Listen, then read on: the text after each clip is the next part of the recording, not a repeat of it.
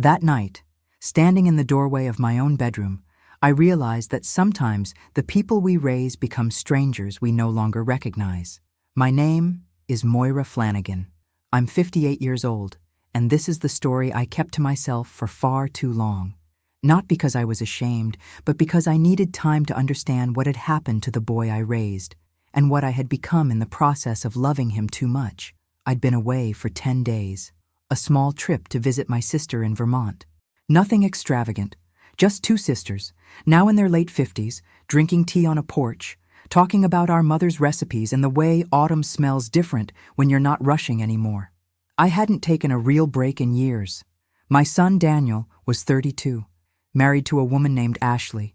They lived with me, not because they had to, but because I offered, because I wanted to help, because I'm a mother, and mothers do that. When I turned my key in the lock that Thursday evening, the house felt different. Not dirty, not messy, just occupied in a way that didn't belong to me anymore. I could hear laughter coming from upstairs, a woman's voice I didn't recognize. I climbed the stairs slowly, my suitcase still by the door, my heart doing that strange thing it does when you know something is wrong, but you don't want to believe it yet. I opened my bedroom door. There she was, Patricia, Ashley's mother, lying in my bed, wearing my robe, drinking tea from the mug my late husband gave me on our 20th anniversary, the one with the faded blue flowers. She looked at me, smiled, and said, "Oh, Moira, you're back early." I stood there, frozen. My mouth opened, but no sound came out. I looked at the bed, my bed, the quilt my mother made, the pillows I'd fluffed 1,000 times, and there she was, comfortable, relaxed, as if it were the most natural thing in the world. I heard footsteps behind me. Daniel, my son. He walked past me into the room, glanced at Patricia, then at me, and shrugged. "Mom, we needed the extra space. Patricia's staying for a while. Ashley's helping her through some stuff." I finally found my voice. "Daniel, this is my room." He sighed, the kind of sigh that makes you feel small. "Mom, you were gone. We thought you'd understand. If you don't like it, you can take the guest room. Or..." He paused, looked me straight in the eye. "If you really have a problem with it, you can leave." The air left my lungs. I didn't cry, I didn't yell. I simply closed the door and walked downstairs. I sat in the kitchen, in the dark, holding my purse in my lap, staring at the keys on the counter. My house keys, the ones I'd carried for 30 years. Sometimes we trust people we shouldn't. Have you ever been disappointed by someone you loved? Tell me your story in the comments. I'd love to hear it. But that night, something happened that changed everything. Before I tell you what I did next, I need you to understand who I was before that night, who Daniel was, who we were together. I became a mother at 26. Daniel was my only child. His father, Robert, was a carpenter, a good man, the kind who fixed things without being asked and remembered birthdays even when he was exhausted. We weren't rich, but we were whole. We had Sunday pancakes and Friday movie nights. We had a yellow kitchen with a window that looked out over a small garden where Robert grew tomatoes every summer. Daniel was a gentle boy, shy. He loved building things with his hands, just like his father. He'd spend hours in the garage, making little wooden cars, birdhouses, picture frames. When he was 8, he made me a jewelry box. It wasn't perfect. The corners didn't quite match, and the lid stuck a little. But inside, he'd carved my initials, M.F. Moira Flanagan. I still have it. I keep it on my dresser. Robert died when Daniel was 19. A heart attack. Sudden. Unfair. The kind of loss that splits your life into before and after. Daniel took it hard. He stopped building things. He stopped talking much. He got quiet in a way that scared me. So I did what mothers do. I held him together. I worked double shifts at the hospital where I was a nurse. I made sure he could finish college. I told him every single day that his father would be proud of him. And he was good to me, too. For years, he was. After he graduated, he got a job at an engineering firm. He met Ashley at a company event. She was nice enough, a little distant, a little entitled, if I'm being honest. But Daniel loved her, and that was enough for me. When they got married, I offered them the house. "Stay here," I said. "Save money. Build your future. I don't need much space. I moved my things into the smaller bedroom upstairs and gave them the master. I thought I was helping. I thought I was being a good mother. For a while, it worked. We had dinners together, we talked. Ashley would cook sometimes, and I'd help. Daniel would sit at the table and tell us about his projects at work. It felt like family. It felt like we were doing it right. But slowly, things shifted. Ashley started making comments. Small ones. Moira, maybe you could knock before coming into the living room. Moira, we're trying to have some privacy. Moira, this is our space now. Our space. In my house, I told myself it was normal. Newlyweds need boundaries. I gave them more room. I started eating dinner in my room. I started asking permission to use my own kitchen. And Daniel? He said nothing. He just watched. He nodded along.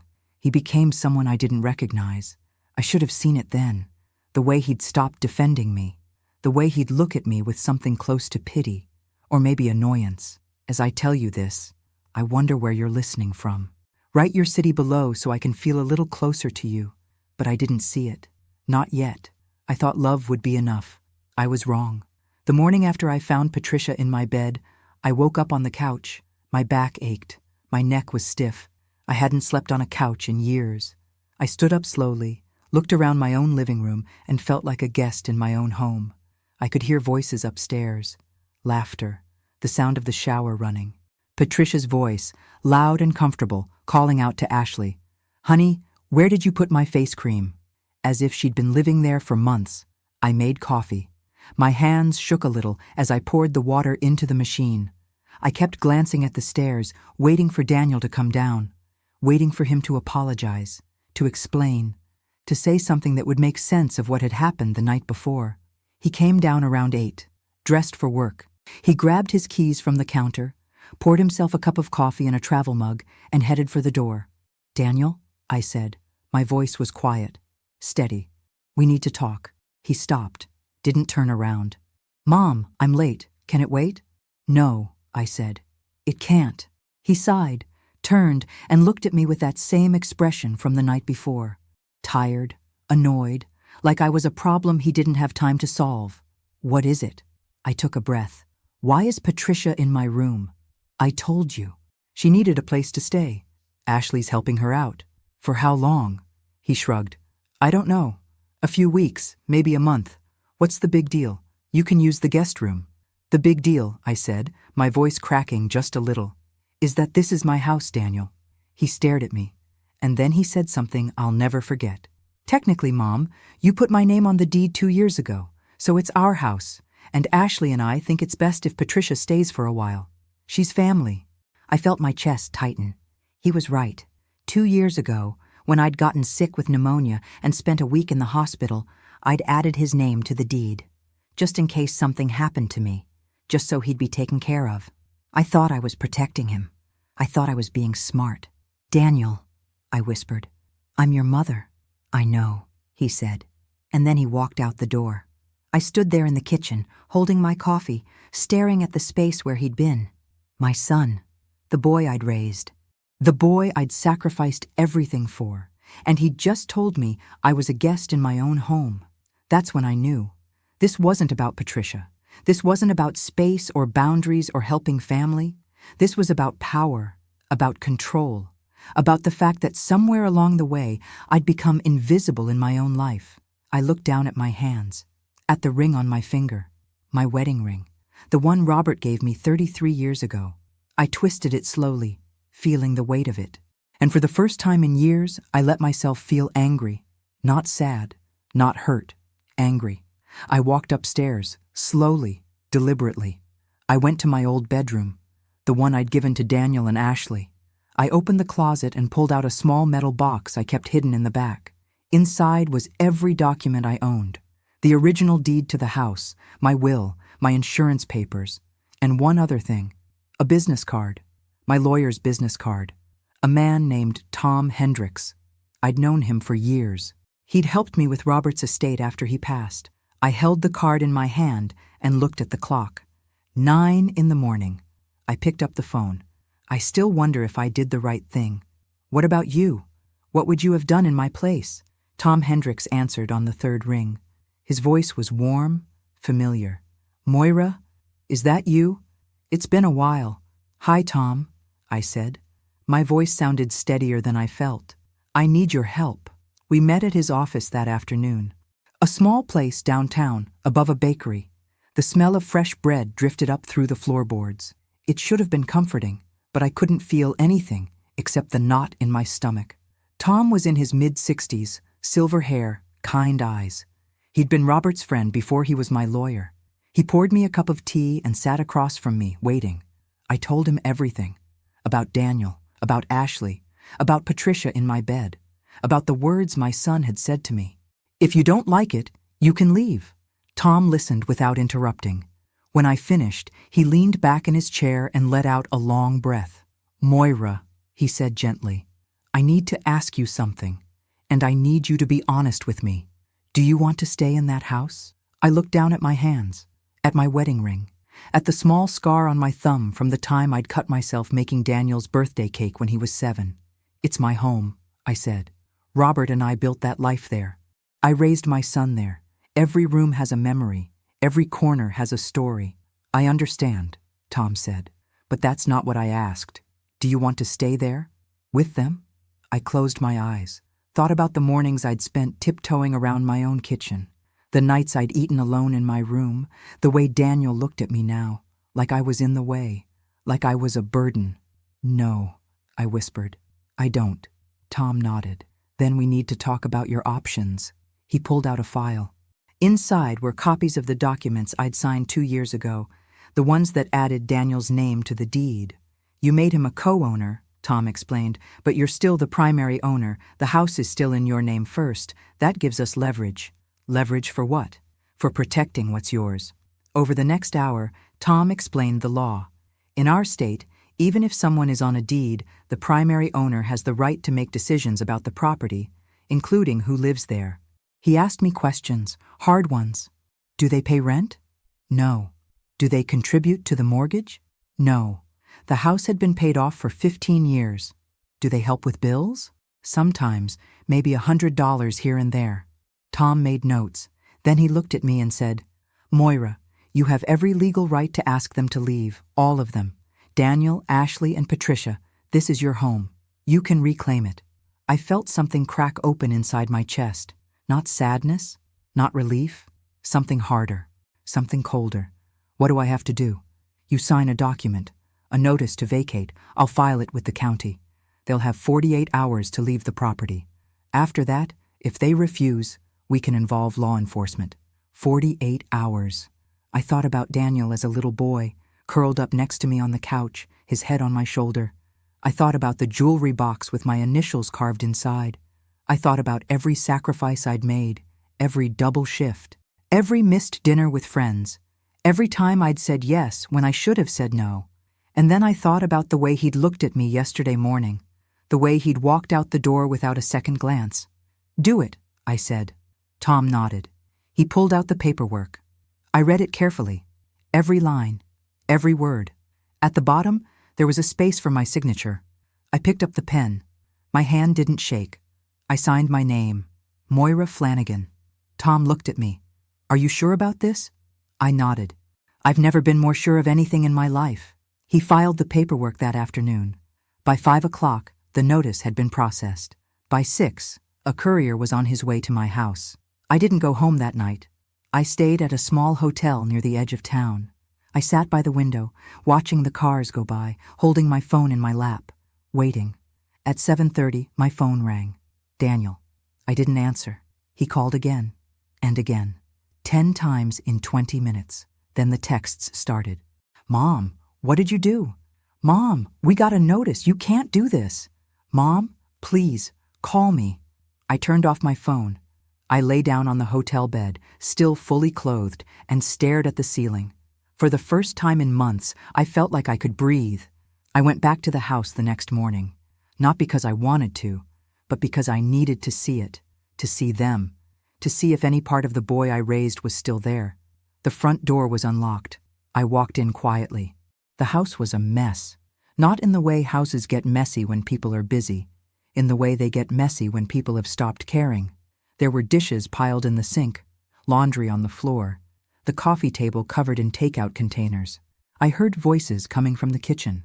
I walked toward them slowly, my heart pounding in my chest. They were all there. Daniel, Ashley, Patricia, sitting around my kitchen table like they were having a family meeting. When I walked in, they all looked up at once. Daniel stood first. His face was red, angry. "Mom, what the hell did you do?" I didn't answer. I just looked at him, really looked at him, at the man he'd become, at the stranger wearing my son's face. Ashley spoke next. Her voice was sharp, cold. "You can't kick us out, Moira. We live here. This is our home." "No," I said quietly. "It's my home. You live here because I allowed it." Patricia laughed, actually laughed, a bitter, ugly sound. "Allowed it? Oh, honey, you didn't allow anything. Daniel owns this house as much as you do. You can't just throw us out." I pulled the legal notice from my purse and placed it on the table. "According to this, I can." And I did. "You have 48 hours. The room went silent. Daniel stared at the paper like it was written in a language he didn't understand. Then he looked at me, and I saw something I'd never seen before. Not anger, not confusion, something worse, contempt. "You're really doing this?" he said. "You're really going to put your own son on the street?" "You told me to leave," I said. My voice was calm, too calm. "You told me if I didn't like it, I could go. So I'm giving you the same choice." Ashley stood up. Her face was twisted with rage. "You're a bitter old woman. You can't stand to see us happy. You can't stand that Daniel chose me over you." I looked at her, really looked at her, and I realized something. She was right. Not about me being bitter, but about one thing. Daniel had chosen. He'd chosen them over me, over his own mother, over every sacrifice I'd ever made. And that was the truth I'd been running from for 2 years. "I'm not bitter," I said. "I'm done." Daniel slammed his hand on the table. "You can't do this. I'll fight you. I'll take you to court. You'll what?" I interrupted. My voice was louder now, sharper. "You'll tell a judge that you kicked your own mother out of her bedroom? That you let your mother-in-law move into her bed without asking? That you told me I could leave my own house if I didn't like it? Go ahead, Daniel. Take me to court. See how that works out for you." He opened his mouth, closed it, opened it again, but no words came out. Patricia stood up, grabbed her purse, and headed for the door. "This is insane," she muttered. "Absolutely insane." Ashley followed her. "Come on, Daniel. Let's go. We'll stay at a hotel. Let her rot in this house alone." Daniel didn't move. He just stood there, staring at me. And for a moment, just a moment, I saw the little boy again. The one who used to hold my hand when we crossed the street. The one who cried in my arms the night his father died. "Mom," he said softly, "please, don't do this." I felt my throat tighten, felt tears start to burn behind my eyes, but I didn't let them fall. "You already did this, Daniel," I said. "I'm just finishing it." He turned and walked out. I heard the front door close, heard the car start, heard them drive away, and then I was alone. I walked through the house slowly, room by room. I opened the windows, let the air in. I stood in my bedroom, my real bedroom, and looked at the bed where Patricia had been lying just 2 days ago. I stripped the sheets, all of them, threw them in the trash. I wouldn't wash them. I wouldn't keep them. I would start over. I went to my dresser and opened the top drawer. Inside was the jewelry box Daniel had made for me when he was 8, the one with my initials carved inside. I picked it up, held it in my hands, and let myself cry. Not for the man he'd become, but for the boy I'd lost. They didn't leave after 48 hours. I knew they wouldn't. Not really. Daniel was stubborn, always had been. Even as a boy, when he made up his mind about something, it took an act of God to change it. I used to think that was strength. Now I knew it was something else. Pride, entitlement, the belief that the world owed him something. On the morning of the 3rd day, I called Tom. "They're still here," I said. "What do I do now?" "We involve the sheriff," he said. "It's not pretty, Moira, but it's legal, and it's your right." I closed my eyes, tried to imagine sheriff's deputies showing up at my door, tried to imagine my son being escorted out of the house by men in uniforms, the neighbors watching, the whispers, the shame. But then I thought about Patricia, comfortable in my bed, drinking from my mug. I thought about Ashley's voice, sharp and cold, calling me a bitter old woman. I thought about Daniel's eyes, looking at me like I was nothing. "Do it," I said. The sheriff arrived at 10 in the morning. 2 deputies. Polite, professional. They knocked on the door. I let them in. Daniel came down the stairs, still in his pajamas, his face pale. "Sir," one of the deputies said, "we have a legal order requiring you to vacate this property. You need to leave now." Daniel looked at me, really looked at me, and I saw it. The moment he realized I wasn't going to back down, that this was real, that I meant it. "Mom," he said, his voice cracked, "please." I wanted to run to him, to hold him, to say it was okay, that we could fix this, that we could go back to the way things were. But I couldn't, because we couldn't. The boy I'd raised was gone. This man standing in front of me, begging me to save him from the consequences of his own choices. I didn't know him anymore. "You need to leave, Daniel," I said. Ashley appeared at the top of the stairs, suitcase in hand. She didn't say a word, just walked past me, past the deputies, and out the door. Patricia followed, muttering under her breath, something about ungrateful and family. Daniel stood there for a long moment. Then he went upstairs, packed a bag, and came back down. He stopped in front of me, close enough that I could see the tears in his eyes, close enough that I could smell his cologne, the same one Robert used to wear. "I'll never forgive you for this," he said. I nodded. "I know." He walked out. The deputies followed. I stood in the doorway and watched them drive away, and then I closed the door. I walked back to the kitchen, sat down at the table, looked around at the space I'd fought so hard to keep, my home, my memories, my life, and it felt empty. Not in a bad way, not in a sad way, just empty, like a house waiting to be filled again, with new memories, new stories, new life. I picked up my phone and called my sister. "Anna," I said when she answered, "can I come stay with you for a few days? I need to get away for a bit." "Of course," she said. "What happened?" "I'll tell you when I get there," I said. And then I hung up. I packed a small bag, turned off the lights, locked the door, and I left. For the first time in 30 years, I walked out of that house and didn't look back. 6 months passed. I stayed with my sister for 3 weeks, then went back home. The house felt different, quieter, but not lonely. I started rearranging things. I moved furniture around. I painted the guest room a soft yellow, the color Robert always wanted for the kitchen. I started a garden in the backyard. Tomatoes, like Robert used to grow. They didn't come out perfect, but they came out mine. I didn't hear from Daniel, not a call, not a text, nothing. It was like I'd become a ghost to him, or maybe he'd become a ghost to me. Either way, the silence was heavy.